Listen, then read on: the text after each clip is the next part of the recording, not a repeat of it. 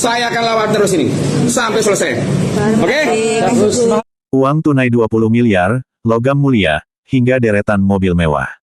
Jaksa mendakwa Gus Yazid telah menyamarkan aliran dana korupsi lahan HGU Cilacap. Tapi, Gus Yazid punya versi ceritanya sendiri, sebuah kesaksian yang berpotensi membongkar siapa saja yang sebenarnya menikmati hasil dari tanah rampasan tersebut. Simak detail pernyataannya saat dikeroyok wartawan. Hukum di Indonesia ini seperti ini, tergantung yang mesan. Pasti tahu dong, Yayasan Kodam di Ponorogo itu semua tahu, karyawannya tahu. Kalau itu hasil penjualan lahan itu, berarti dia juga pencucian uang dong.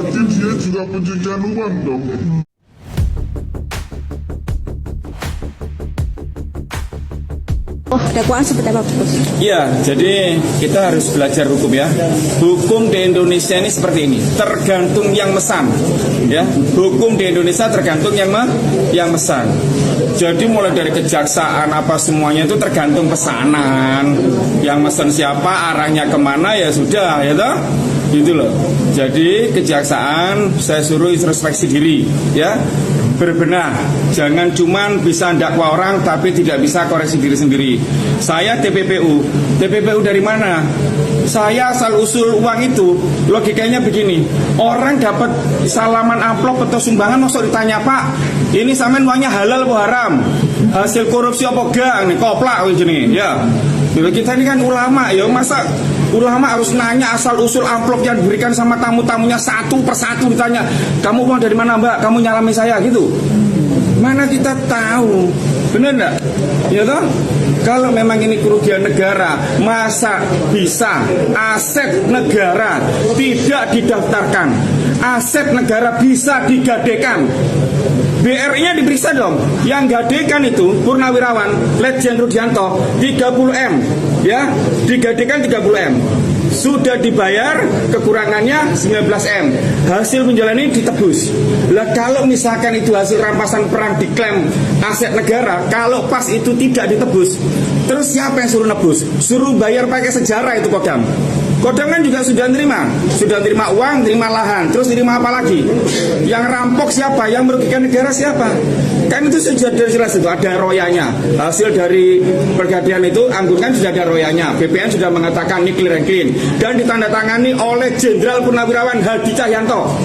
Ya, itu yang mengeluarkan Jenderal Menteri waktu itu ATR BPN. Panggil juga dong. Ya kan, yang gadekan itu dipanggil. Yang sebelum-sebelumnya itu mengatakan ini harus dijual, ya dipanggil. Yang menggadekan siapa, jabatannya apa waktu itu, dan untuk apa? Itu Purnawirawan Letjen Rudianto, mantan Kabais dan juga mantan Pangdam 4 di Ponorogo. Dan juga Letjen Agus mengatakan suruh jual. Kenapa tidak dipanggil? Kenapa tidak diperiksa? Iya kan? Nah, Bapak Agus itu dulu Pangdam 4 di Ponorogo dan terakhir jadi Wakasat. Ya, diperiksa semua dong.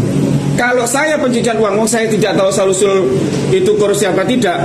Kenapa itu karyawan RSA yang menerima pembayaran tidak diperiksa? Pasti tahu dong. Yayasan Kodam di Ponorogo itu semua tahu, karyawannya tahu. Kalau itu hasil penjualan lahan itu, berarti dia juga pencucian uang dong. Kenapa kok cuma saya? Saya sudah katakan, iya saya kembalikan. Jenderal Bintang 2 turun, Bapak Ali Krido. Gus gimana? Sanggup. Di pengadilan juga saya katakan sanggup saya akan kembalikan. Amar ma'ruf nahi munkar, Gus siap. Janjinya apa? 2 minggu. Tapi apa? Seminggu saya sudah ditangkap.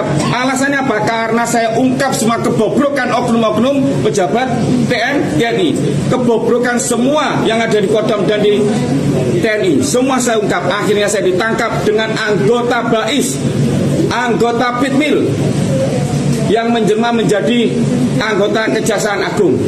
Saya ditangkap tentara. Saya ini sipil. Kenapa saya ditangkap tentara? Memang saya ini teroris. Kalau TPPU ya TPPU dong. Yang nangkap ya kejaksaan dong. Kenapa yang nangkap saya tentara? Oke? Waktu itu ngungkapnya yang lewat media sosial itu ya, Gus ya? Saya ngungkap semua dosa-dosa mereka itu lewat TikTok.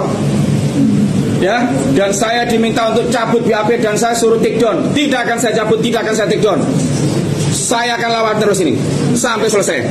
Oke?